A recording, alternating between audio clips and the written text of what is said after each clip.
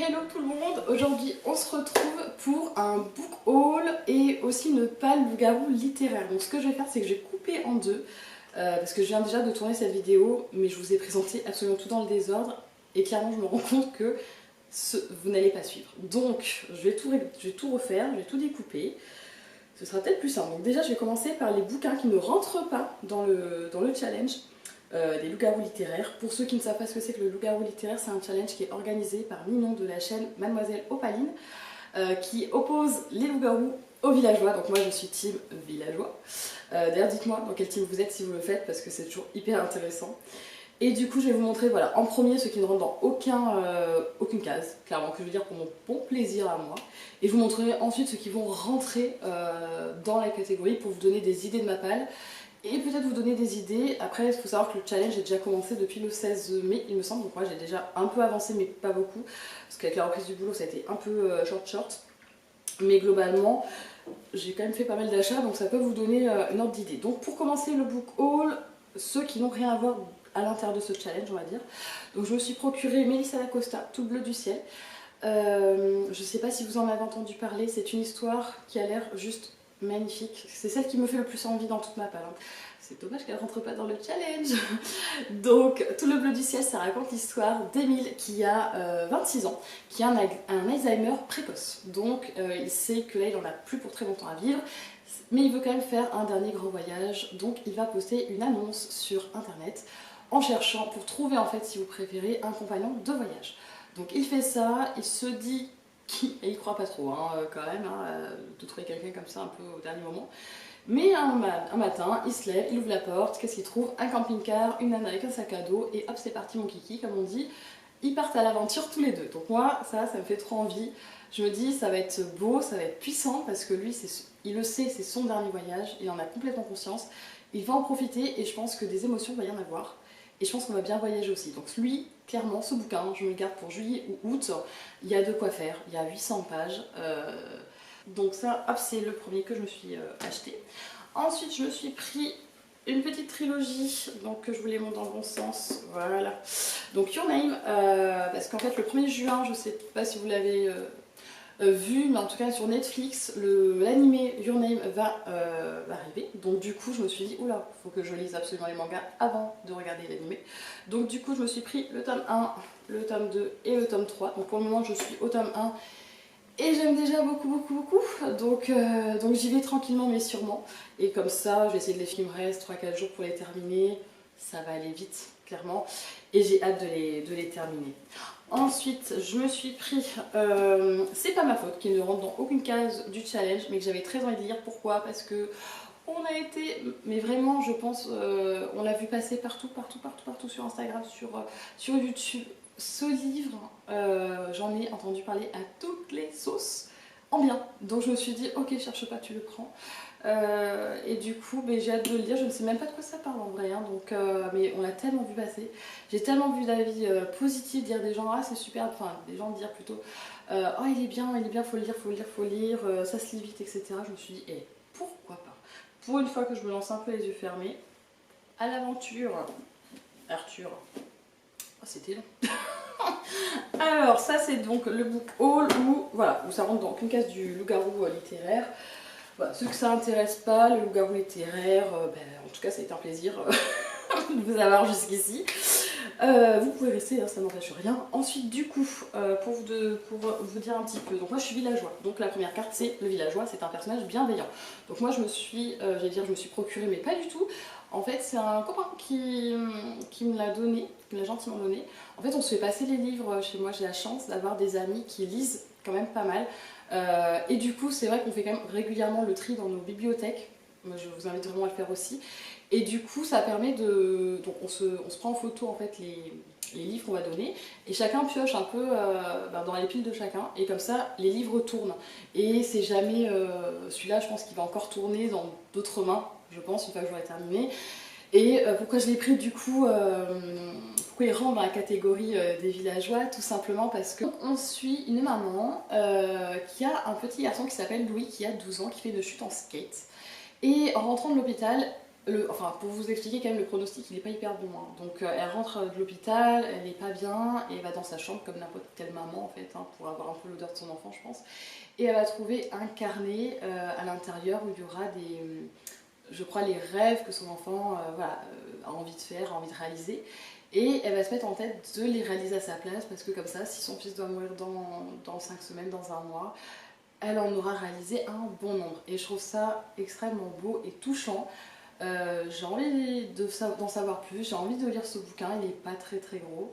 Et je trouve qu'en termes de bienveillance, là je pense qu'on y est. On peut pas faire, je pense qu'on peut pas faire mieux. Ensuite, je me suis pris Le Monde de Charlie, pour la simple et bonne raison qu'on a la carte du renard pour nous les villageois.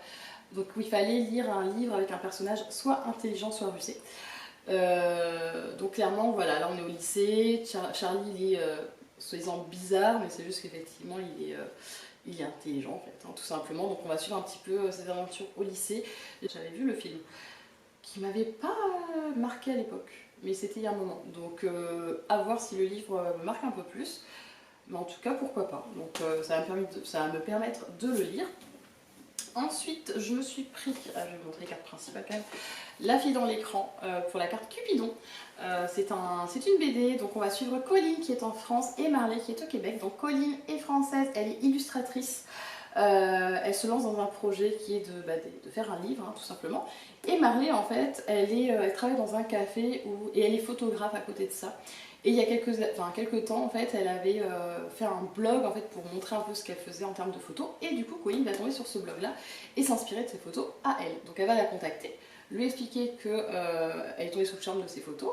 Et donc forcément, comme le montre la couverture, il y aura une rencontre à la suite de tout ça qui va se faire. J'ai trouvé l'histoire d'une douceur, c'est mignon, c'est doux, ça aborde des sujets quand même qui sont pas très très faciles, notamment les relations toxiques, le fait aussi que des fois on a des métiers comme ça où les gens ne croient pas en nous, où on peut être rabaissé par sa propre famille, où soi-même on se rabaisse. Je trouve c'est très très bien illustré, et en plus de ça, comme on a deux illustratrices différentes, on a vraiment les deux caractères en fait. C'est-à-dire que, vous voyez, on a Colline d'un côté qui est... alors je sais pas qui fait qui, j'avoue. On a Manon Desvaux et Lou Duby. Donc vous avez à chaque fois un côté fait par l'une et fait par l'autre. Je vous ferai un close-up. Alors du coup, je vous ai mis le petit close-up juste ici pour que vous voyez. Donc là, c'est la première planche qui est faite par la première illustratrice. Donc comme je vous disais, en noir et blanc avec des traits plutôt fins. Et la deuxième illustratrice où on va être plus sur de la couleur, sur beaucoup de tons orangés. Et des traits, je trouve un petit peu moins fins, mais tout aussi jolis. Donc moi j'aime beaucoup. Et du coup, effectivement, on voit bien la différence de traits, même de style. C'est vrai qu'il y en a une où ça va être du noir et blanc et l'autre ça va être de la couleur. Notamment, les traits sont plus fins, j'ai l'impression. Mais c'est génial. Enfin, moi j'aime beaucoup ce côté où on a vraiment les deux personnages qui se démarquent énormément. Et on a deux. Et du coup, l'histoire est d'autant plus, je dirais, réaliste. Parce qu'on voit vraiment deux personnalités différentes. C'est pas comme s'il y avait un même illustrateur qui avait fait deux personnages avec les mêmes traits. Là, on voit la différence. Et j'adore. J'adore. On s'attache tellement à ces deux personnes, à ces deux filles. C'est doux et c'est mignon. Moi, je vous conseille de le lire. Mais vraiment, lisez-le parce que c'est même une BD, je vais vous dire, que je relirai. Ensuite, je me suis lancée dans Rupture, Tarot et Confiture de Céline Olinsky qui m'a en fait donné tout simplement envie de lire son bouquin pendant le bibliothon, hein, on va pas se mentir. Et du coup, elle disait en fait qu'elle cherchait à travers son livre, parce que de base c'est une personne qui est comédienne, humoriste, qui fait plein de choses comme ça, et scénariste aussi, il me semble. Et du coup, c'est une personne qui disait dans le bibliothon que elle, quand elle a écrit son livre, elle voulait des rires spontanés. Et moi, ça m'a vachement parlé parce que j'aime, quand je lis un livre, des fois avoir des réactions. Plus j'ai de réactions, mieux le livre il est. Clairement, que ce soit des pleurs, des larmes, des rires, peu importe, si j'ai une réaction, c'est que le livre il est bien, il est bon. Pour moi, je parle, attention. Et du coup, je me suis dit, oh là là, si elle veut me faire rire, allons-y gaiement. J'ai commencé le livre, j'en suis à une centaine de pages, et bah écoutez, ça fonctionne bien avec moi. Donc on suit, pour vous donner un ordre d'idée, on suit Camille qui a une trentaine d'années, qui s'est faite larguer en beauté par son mec qui s'appelle Eric, qui l'a complètement vidée de sa personnalité, bien évidemment, avant de la larguer. Et elle en bave cette Camille, la pauvre, et il faut qu'elle refasse surface. Pour refaire surface, c'est simple, elle se dit je vais devenir une hateuse des réseaux sociaux, je vais le stalker, je vais me créer un faux profil, et je vais faire en sorte voilà, en tout cas de le traquer et de me venger. Donc elle décide de se venger, sauf que Camille elle n'est pas hyper douée pour la vengeance, donc du coup il lui arrive plein de trucs, c'est marrant, il y a des trucs par contre qui vont un peu agacer, mais en même temps c'est tellement plausible et tellement moi je me suis vraiment reconnue dans toutes les étapes c'est vraiment, c'est drôle, c'est marrant, on se reconnaît. Enfin moi j'ai la trentaine, je peux vous garantir que je me voyais pas dans ce qu'elle disait, mais je me voyais que les soirées copines où on imaginait des idées de vengeance, mais clairement on est exactement dedans quoi, hein. C'est des idées comme mettre le mail du mec en question sur tous les sites possibles et inimaginables pour qu'il soit spammé à mort, et je trouve ça tellement drôle et voilà, je conseille pas de le faire, hein. Mais du coup on a les mêmes idées, donc je trouve ça hyper hilarant et ça me fait marrer et j'aime bien. Et ensuite, qu'est-ce que j'ai pris? J'ai pris du coup Barjavel, l'ami des temps, pour la carte du Salvateur. Il fallait qu'on lise un livre dont on en a beaucoup entendu parler, mais qu'on n'a pas lu. Donc moi, je ne l'ai jamais lu. Je pense que je suis une des seules à pas l'avoir lu.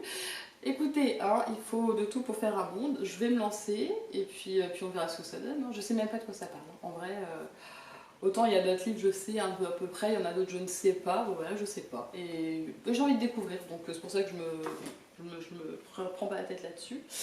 Et le dernier bouquin que je me suis prise, c'est Les Faucons de Ravera pour Le Corbeau. Ah oui, ça je vous ai pas dit, ça va rentrer dans le Loup Blanc et dans le Montreur d'ours, je crois, parce qu'il fallait lire un auteur ou une autrice qu'on n'avait jamais lu en fait, donc ça rentre parfaitement, et du coup j'ai récolté je crois 15 points, les deux combinés, donc ça c'est bien. Et donc les Faucons de Ravera, ça va rentrer dans la carte du corbeau, puisqu'il fallait qu'il y ait un oiseau sur la couverture. Donc pour vous expliquer, en fait, ça a été compliqué pour trouver les Faucons de Ravera, parce que ça fait, je pense, 8 mois que je le cherche. J'en avais entendu parler sur plein de chaînes anglaises, mais quand je vous dis vraiment, j'en ai entendu parler, je voulais le lire. Vraiment, je voulais, et je l'ai jamais trouvé. Et en fait, je vais au Cultura donc, pour trouver les Your Name. Non, de base pour trouver la BD. Comme j'ai pas trouvé la BD, j'étais agacée, donc je suis allée au rayon manga qui était juste à côté. Et après le rayon manga, où on va? Catégorie jeunesse, forcément. Donc, non mais c'est très bien fait, Cultura, c'est pire qu'un Ikea, hein. Cultura, faut se méfier. Et donc, je vais au rayon jeunesse, et je prends pas... En fait, j'ai pas du tout pris les Faucons de Ravera, j'ai pris le tome 2 de La Faucheuse. Et donc rien à voir. Donc je prends le tome 2 de La Faucheuse, je continue de me balader, puis il n'y a rien qui m'intéresse vraiment. Et je passe toujours, je vous dévoile une part de ma personnalité, mais je pars toujours sur le côté ésotérique au niveau du Cultura. J'adore parce que dans le Cultura de la ville où je suis, ils ont tout un panel d'oracles, de tarot, et je suis joie. Donc je passe un temps infini dans ce bazar, à regarder des cartes, à regarder tout ça. Et bon, là on peut pas tricoter à tout, hein, on sait, avec les règles de sécurité sanitaire, etc., on évite. Mais pour plaisir des yeux, j'aime bien y passer. Et j'ai vu le tarot du funambule. Le tarot du funambule, je l'ai vu il y a 6 mois, j'ai voulu l'acheter, mais je me suis dit non, c'est cher, ne mets pas ton argent là-dedans, mais les cartes sont si belles que je l'avais pas acheté sur le moment, et que là quand je l'ai vu, je me suis dit c'est un signe. Oui, c'est un signe, donc je l'achète, donc je l'ai pris. Et je me disais, avec le tome 2 de La Faucheuse et mes 3 mangas, ça a fait beaucoup trop financièrement, donc non. Donc je me pars pour reposer mon tome 2 de La Faucheuse, je le repose, et là qu'est-ce que je vois juste à côté, à votre avis? Voilà, donc je dis bon, je le prends, je repose bien le tome 2 de La Faucheuse, mais par contre plus je le prends, peu importe, hein. Donc il était un peu moins cher que le tome 2 de La Faucheuse. Bon voilà, j'ai envie de vous dire, 2 mois et demi de frustration, hein, donc à un moment donné, voilà, hein, on peut claquer un peu de sous dans les livres. Ça fait 2 mois et demi qu'on n'a rien acheté. Je me déculpabilise là, complètement. Mais non, mais là, de toute façon, voilà, à un moment donné, il faut bien acheter des bouquins, il faut bien faire vivre les librairies, les culturas, tout ce que vous voulez, hein, les auteurs. Donc Donc voilà, est-ce que je me sens coupable? Pas du tout. Voilà, c'est dit. Donc voilà, c'est la fin de ce book haul. J'espère que ça n'a pas été trop compliqué pour vous de comprendre. J'ai essayé de vous mettre à chaque fois les sous-titres et tout pour chaque livre, dans quelle catégorie ça va, si ça vous intéresse, pardon, pour tout ce qui est loup-garou littéraire notamment. J'espère que par contre voilà, ça n'a pas été trop brouillon pour vous, qu'on s'en sort et que le book haul en tout cas vous aura plu. Vous de votre côté, vraiment prenez soin de vous et puis on se dit à la prochaine, à très vite. Ciao.